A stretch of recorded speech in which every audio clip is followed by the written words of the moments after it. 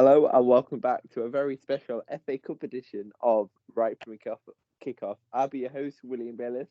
To join me, as always, rivals now as we'll soon get on to. Joseph Wright, how are you doing, Joe? I'm doing great, mate. Good weekend for both teams, obviously, and I think we've actually got the match that we've both wanted for a number of years since obviously Leicester left the Championship. So we'll get onto that in a minute. But yeah, it's been a great weekend of FA Cup football, and I think just going on to that just very quickly, it just kind of shows you the magic the FA Cup still got and how much it means to these kind of smaller teams facing the bigger teams, the magic of it. So yeah, it's been a very good weekend, hasn't it, of football? Very much. I'm just so gutted that because I've got COVID, don't I? So I had a ticket for the match, and I couldn't go because I got tested positive a few days before. But I watched it on TV, and oh boy, what a performance! What a game! And we played against an Arsenal side who were in good form before we played them. But this game, I know they've had COVID troubles and everything, but Arsenal were really, really poor, weren't they? They were Yeah, terrible.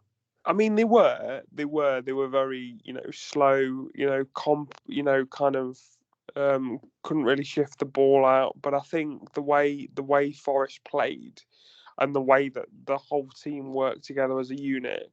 If you look at the Forest strikers, for example, Keenan Davis obviously grabbed him when he came on, and obviously your other forward players, they tended to shift to the side, so it blocked Saka and Martinelli from being able to get that attacking threat down the sides, which actually cuts off a lot of Arsenal's supply, which is what Forest were very good at. And at any time the ball did come into the midfield, so they allowed Arsenal to have the ball. They allowed Holding and Ben White to have it at the back, take it out. Didn't put much pressure on the centre backs because there was no need to.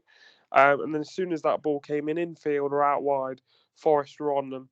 And I think that's what made it very, very difficult, because Forest stayed very, very compact and made sure that Arsenal barely had a way through. And I think they played a blinder in terms of defensively and the structure they set up against a bigger opposition.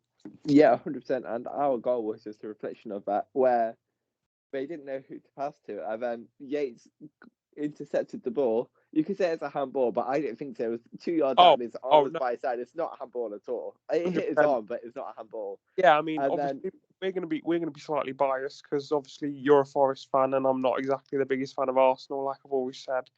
Um, but I do have to say, any Arsenal fan that's saying that's a handball, he doesn't make himself bigger. Literally, the player just plays the ball against his arm when his arm's down by his side, so it can't be given as a handball because it's not his yeah, fault. It's been played yeah. off. And then I watched his goal many, many times. Interception, Yates passing the ball to Johnson, the through ball back to Yates. And that ball from Yates is like the ball of his life. Honestly, that's a top crosser of the ball. And Yates, he's had his stick. He's had everything thrown at him by Forest fans. That was the ball of his life. Honestly, I've never seen him play such a good ball. He's always been known for like passing it backwards, but that ball was on a plate for grabbing, and he couldn't miss, could he? And it was a think good lead. I think not only that though. I mean, it was a terrific ball. Don't get me wrong. It was beautiful ball and well played. And Grabban took his chance. Let the ball come across his. Well, took his. I think he actually took a stab at it with his right foot rather than letting it come across his body. Obviously, it went in anyway. So, who cares? But I it's. was going crazy But at home, honestly. I will say that just talking about the Arsenal defence during the build-up of that, yes, I know the ball had just been nicked off them, but the two centre backs all over the place. Obviously, Holding slow in the middle. Obviously, White's not covering his tracks, kind of thing. And I think Yates, obviously, he's allowed to. Obviously, he's got to play the ball. It's a fantastic ball, like you've said, but I feel like the centre backs also made his mind up for him, because obviously Grabman had made the run. Yates manages to pick him out, but it was coming though. You've got to say Yeah, that it was coming, and it was coming. Arsenal, Forest you had the could have, better. yeah, 100%. And but you could argue that Arsenal could have had a penalty, but equally, Forest should have had a penalty in the second half after Garner's free kick anyway. So it's all swings and roundabouts, but Forest thoroughly deserved the win, and I can't wrap this up without saying how well Jed Spence played, and Our I player, just really hope we can keep. Honestly, he's top quality, and Forest fans are now thinking that he could be better than Matty Cash. I think the issue with that is, and obviously for me, because I don't watch Forest week in week out like I do Leicester, so forgive me for that. But I think what I found most surprising, and obviously you'll already know this, but he's on loan from Middlesbrough. Yeah. Like for me, I'm sitting there going, if I'm a Borough fan, I'm like, how is this dude on loan at Forest? How is this player of this quality in the Championship on loan at Forest? Like that would be my question. And the only issue you've got is if obviously he does perform as well as he is doing at Forest, you're going to struggle to keep hold of him because Middlesbrough aren't going to want to give you a leg up, especially if they don't get promoted and you don't get promoted. I think that's the only difficult thing. But Yeah. absolutely quality performance, and really, I think there was a point, wasn't there, where he took it past. He was in obviously his full-back position. I know what you're going to say. Took it past one player, then took it past Martinelli, who had to then bring him down, and that was kind of in the 85th minute or something like that. Obviously, I have to say that people are surprised. It happens week in, week out.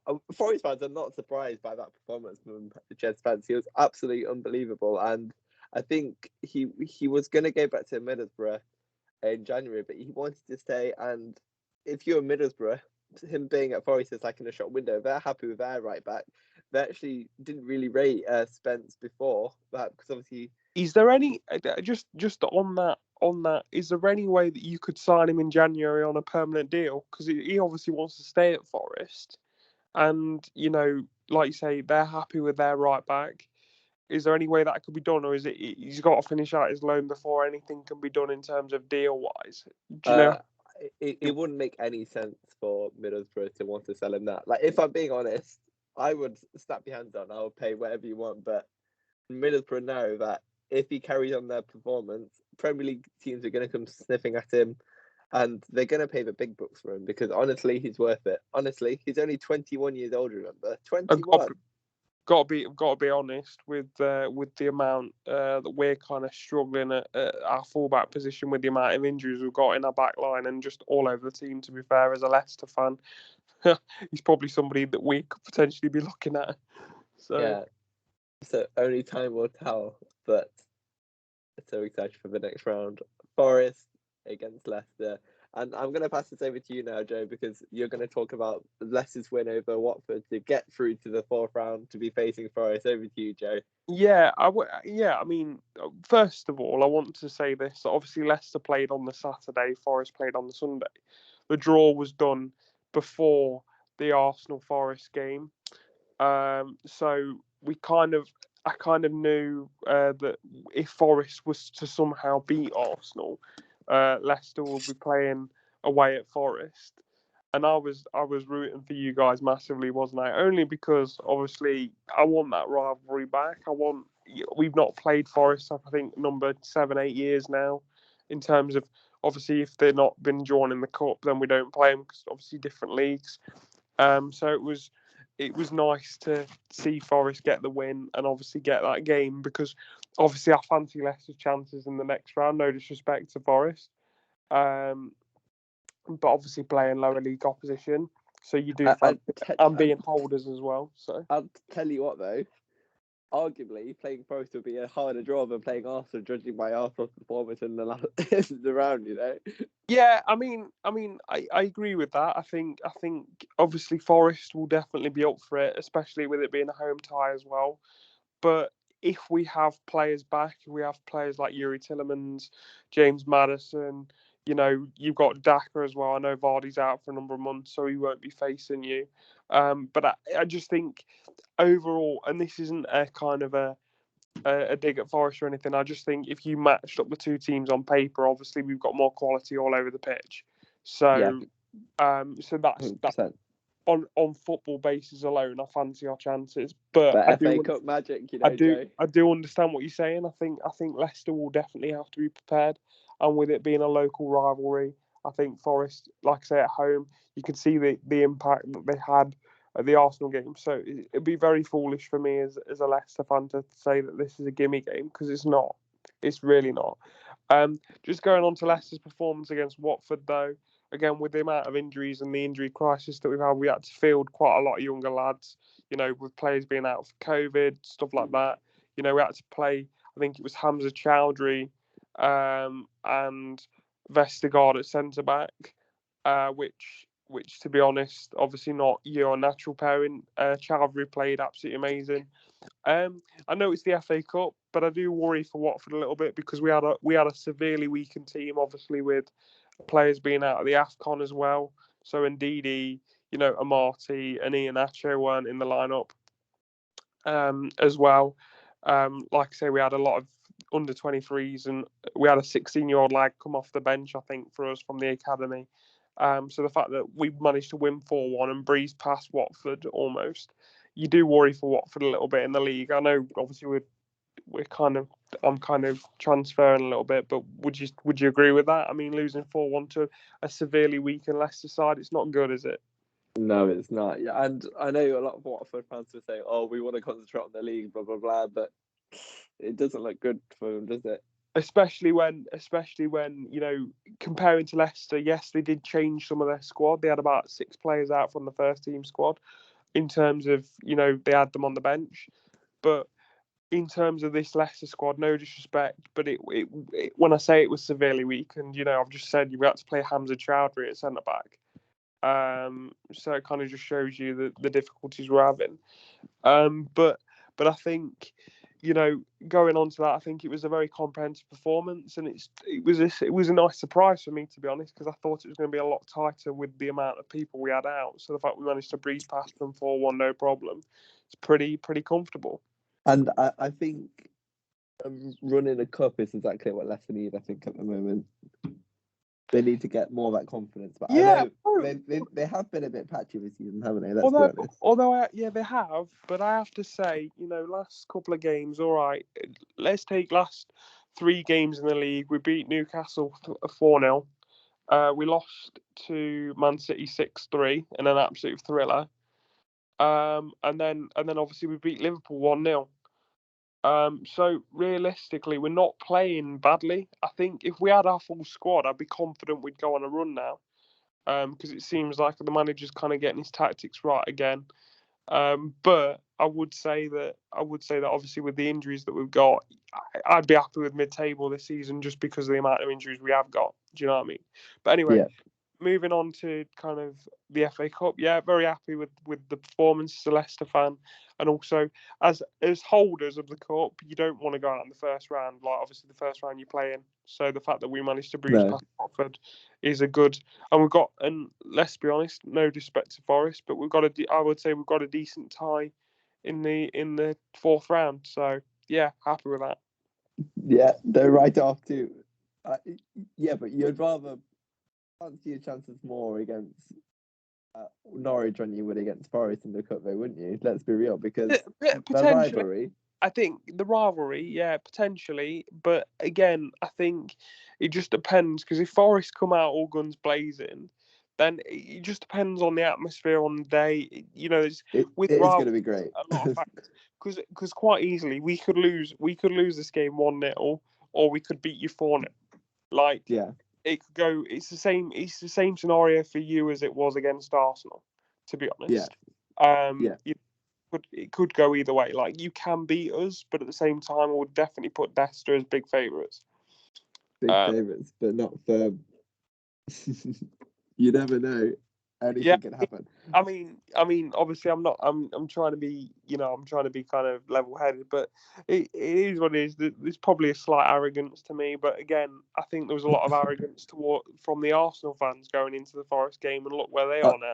So yeah, I literally sent you a clip where it was Arsenal fans before the game. I was like, "Oh, who are we gonna play? Oh, we're playing Leicester. They're going crazy. Oh, I can't wait to play Leicester in the next round." And then it is due to Lewis Bradman scoring the winning goal against him, and I just couldn't stop laughing. It was so It's just chef's kiss, Yeah, perfect. but this is what I mean. As much as I say, the only reason I am confident is because if you match up the two teams, we have got the better side. But the FA Cup can bring up anything, and we've seen that this weekend. Going on to different upsets, we're going to start off with Cambridge versus Newcastle. Now, What a win! I've got to be honest with you.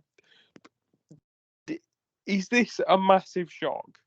Is this a massive shock? Because Newcastle, it is a shock. Don't get me wrong, because Newcastle played their first 11, which which makes it funnier. But I just feel like we're not really shocked that Newcastle are losing game. Obviously, Trippier moving to Newcastle, which we've not actually spoke about on or off air before. Let's talk about that for a second. That move kind of came out of the blue a little bit, didn't it? I mean, it has been that coming. There has been talks of it for a couple of weeks, but I think it's a logical move for him, to be fair. Yeah, I mean, but obviously he played against Cambridge in the game, and there was quite a few memes after the game, kind of him looking sort of distraught and stuff, almost like, what the hell have I done? Kind of coming here. But the issue is Trippier alone's not going to save them, is he? And fair play to Cambridge. They did a job. They ran away from home as well. Let's not forget that it was away from home. Yeah, the keeper had the performance of his life. Like some unbelievable. Some of the saves he was making was just unreal. I actually don't think he got enough plaudits from kind of the pundits after the game, because I mean it was a lifetime performance. I mean, it was unbelievable. But Cambridge are through and Newcastle are out. And again, it's same sort of scenario as Arsenal, of like, oh, we can concentrate on the league now and stuff. But a lot of pundits, and myself included, agree that sometimes a cup run can breed confidence. Exactly. I mean, you're winning games, and I can't see how losing to Cambridge, a League Two side, by the way, League One, sorry, is a good result. I just can't see it. Yeah, I just think that it's not going to help the dressing room, especially when you had your strongest team out. You had your strongest team lost to a League One side. So yeah. But let's not take any away from Cambridge. That was a fantastic performance, and they thoroughly deserved the win. Yeah, no, 100%. Now, moving on to another cup shock, which I was thoroughly pleased with, because obviously it's a non-league side, lowest team ranked in the competition left. Kidderminster Harriers, obviously playing at home against Reading. Went 1-0 down at half time. You thought, okay, Reading are probably going to turn them at least 2 or 3-0 over now because they've scored. But they came back, rough and ready. Scored 2 very scrappy goals, it must be said, but it doesn't matter how they go in. A goal's a goal. Yeah, and they went on to win 2-1. I mean, that's a massive result, isn't it? Massive, absolutely massive. That is massive, and I'm so happy for them, because obviously, we've all heard of Kidderminster, haven't we? They've been around the lower leagues for years, and I mean, I remember Kidderminster being, I think sort of early 2000s. They may even have been on the fringes, or even in sort of the equivalent now to what is League Two. Yeah. For a short period of time. But yeah, they're obviously down there in lower leagues, and I think this is the difference for me, where the FA Cup's the bigger competition than, say, the League Cup. The reason it is because the gate that Kidderminster will have gotten from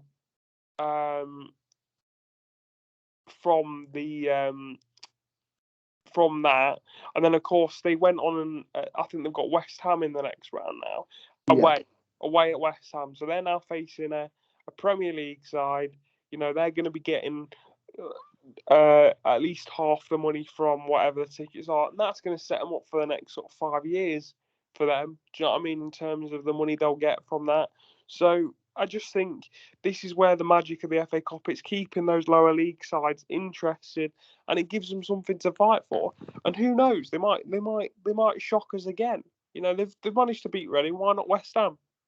Yeah, exactly. And I think you have to be happy with them and the people of Kidderminster, because that was such a good performance, and I'm just so happy with them. And speaking of cup shocks, Hartlepool went on to beat Blackpool, which for me is a really, really good performance. I know we have some people who are we know some people who are Hartlepool fans. My brother's fiance is from Hartlepool, and I know he goes to quite a few of the matches, and they were really, really happy about this performance.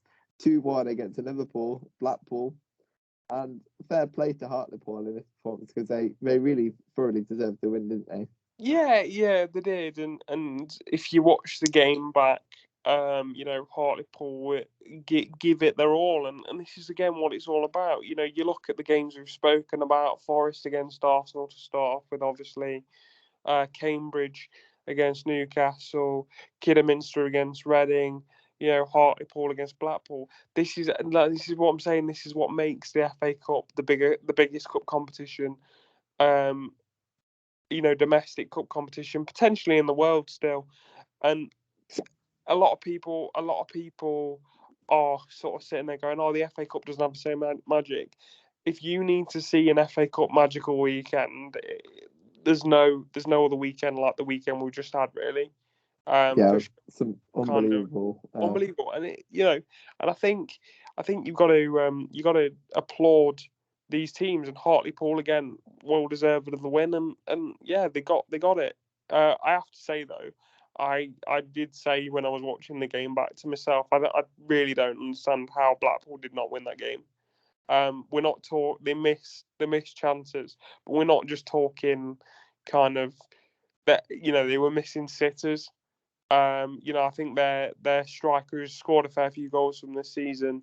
He had a few almost tap-ins, and he missed. He could have scored a hat-trick, failed to do so. But sometimes when you're Hartlepool and you're in that position, you need the luck. You need the luck to get past, and they did.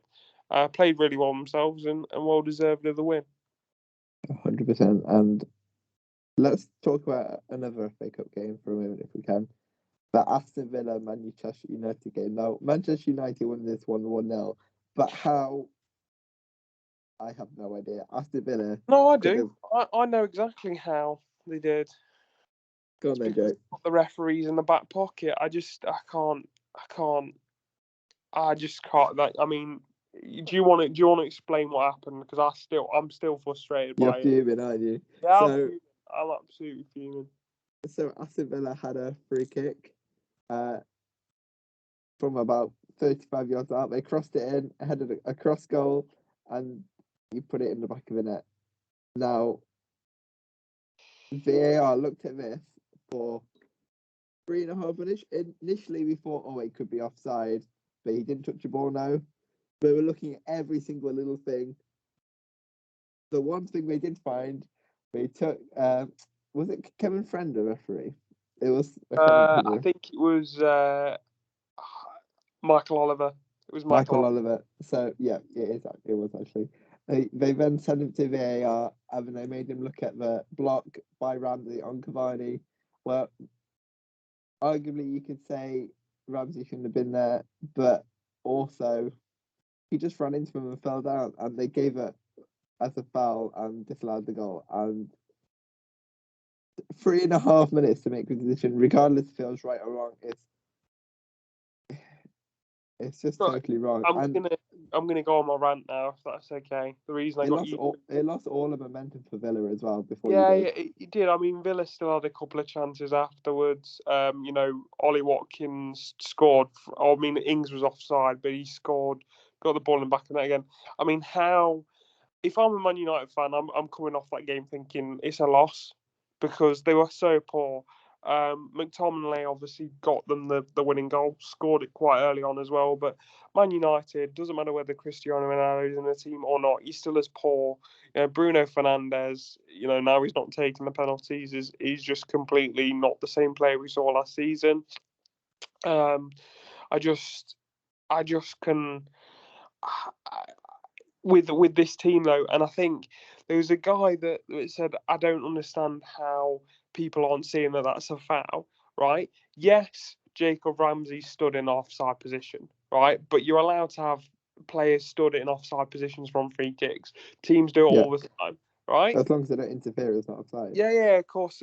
But it wasn't Jacobs Ramsey's fault that Cavani is getting nowhere near the ball, by the way. Let's just put that out. He's getting absolutely nowhere near the ball, regardless of whether Jacob Ramsey's there or not. Okay? So he obviously runs into the back of Ramsey. And if we're giving fouls now, for, being offside and interfering with players and stuff, but the guy's purposely run into the back of him because he knows that that's the thing. And it's just blatant cheating, in my opinion.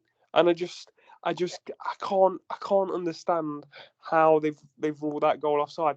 The issue I've got with it mostly, right, is I can maybe have my opinion swayed on the fact that he was intentionally in an offside position. He created a barrier and all this. But people are saying I can maybe be persuaded on that side of the argument.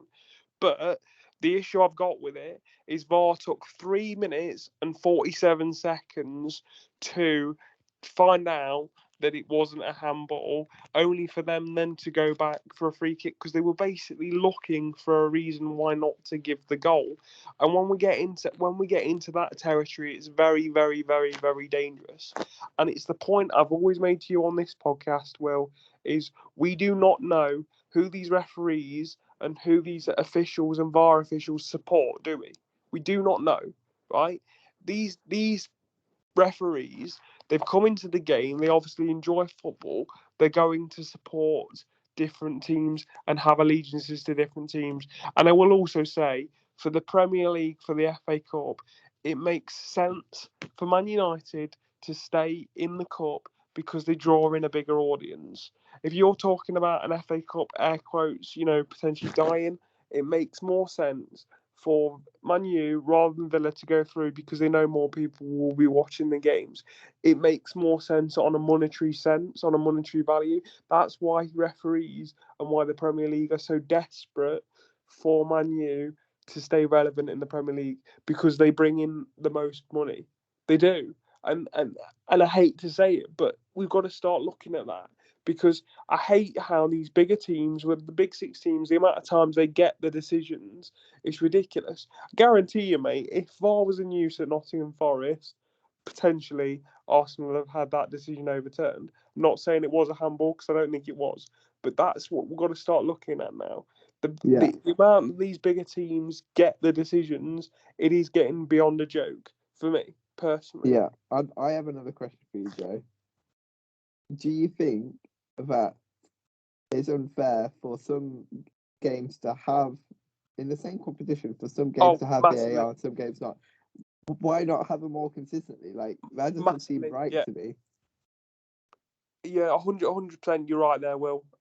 You either don't have it, or you do. You can't, like, for example, if you get to the semi-final and you get to the quarterfinals, fair enough, have it because it's active in all stadiums at that point. Or, but if you're not having it in some games and you are in others, how is that fair? Because there's definitely some decisions that have been made in other games that could have used VAR and vice versa. So it just makes no sense. It's one rule for all. You can't be like, oh, we've got this technology for this game, so it's fine. It doesn't make sense. Yeah. And also, I just want to point out as well, have it as much as it did breed controversy, having Villa and Man United on TV, I think, slightly disgusting as well. Because we didn't have any of the lower league sides. Yeah, because it draws in the bigger audience. I get it, but the whole point is, I would have loved to seen Kidderminster versus Reading on the TV. I'd have loved it. I'd have loved. Or even the Barnsley Barrow game. It went 5-1. Some absolute. You see some of the goals in that game. Unbelievable. I mean, some of the free kicks in that game. I mean, the first goal from Barrow was insane. But yeah, I just feel like I know it's a lot of it's about money and it's about TV rights, but like I say, Kidderminster Harriers, they're doing really well to get into those rounds. But yeah, I think it is slightly disgusting this year how they've put teams like Leeds and West Ham and Man U versus Villa on TV, when we see them week in, week out in the Premier League anyway. Like, I'm not being funny, but I don't really want to keep seeing that when I see that twice a season anyway. Yeah, you You know were what I mean? 100% there, honestly. And also, before we wrap up on the rounds, I just want to give a shout to Boreham Wood for beating Wimbledon as well, because they're another non-league side and they're playing Bournemouth in the next round. And I have to say, just touching upon that game, just because obviously I watched all the highlights of every game over the weekend, and I have to say, Boreham Wood, they looked like the higher league side. Wimbledon were very, yeah, very poor, and it could have I, been more for them. I know Wimbledon aren't having a best season this season, are they? That's what you tend to see. You look at Newcastle going out to Cambridge. I mean, you know, Newcastle aren't having the best season in the world, and a lot of this it breeds confidence, doesn't it? It doesn't matter whether you're the most talented player. If you're not confident, I mean, look at Marcus Rashford the other night, for example. Yes, they won 1-0, but he's having a bit of a shock at the moment, and you can tell he's got no confidence. Yeah, It makes a difference to players. It makes a difference to teams. So it means that these kind of lower league teams can come in and have a go, especially if they're doing well in their respective leagues. You know, they've got the 100%. so Yeah, 100%. yeah. So let's have a quick run through of the next round games to wrap up. So Crystal Palace, Hartlepool. I think that's a great draw for Hartlepool away from home against a Premier League side. It's Premier League opposition, isn't it? And I think, you know what, Hartlepool might have a feeling, because, you know, it's not like it's a Man City or anything. Might have a feeling that if they show up, they could turn them over.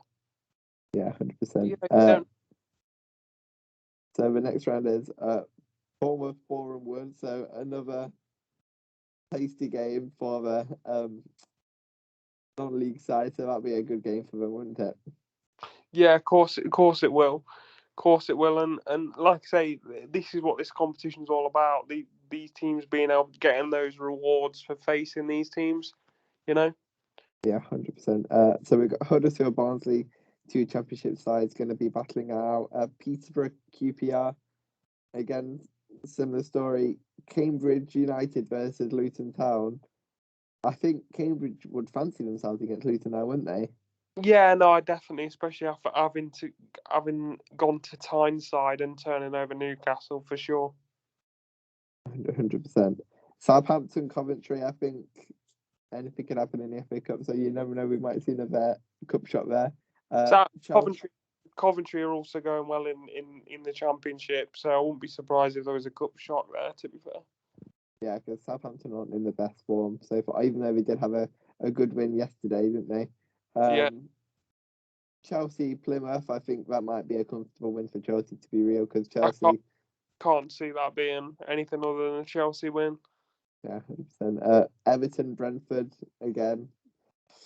But both those sides are in fairly bad form as well, to be fair. Yeah, So it could be either way. Yeah, similar positions. And Everton are selling a few players that I'm not quite sure why they're selling them. I mean, Luca Digne has obviously fallen out of favour. He looks like he's going to sign for Villa, which That'd be a good signing for them. I'm perplexed by. And they've made one or two other sales as well, which makes no sense. But I think Allen's also looking to maybe move abroad, which I can't believe, but you never know. Yeah, that doesn't surprise me as much, because he's not always in favour with the team, is he? So I can see why he might want to move. He's not.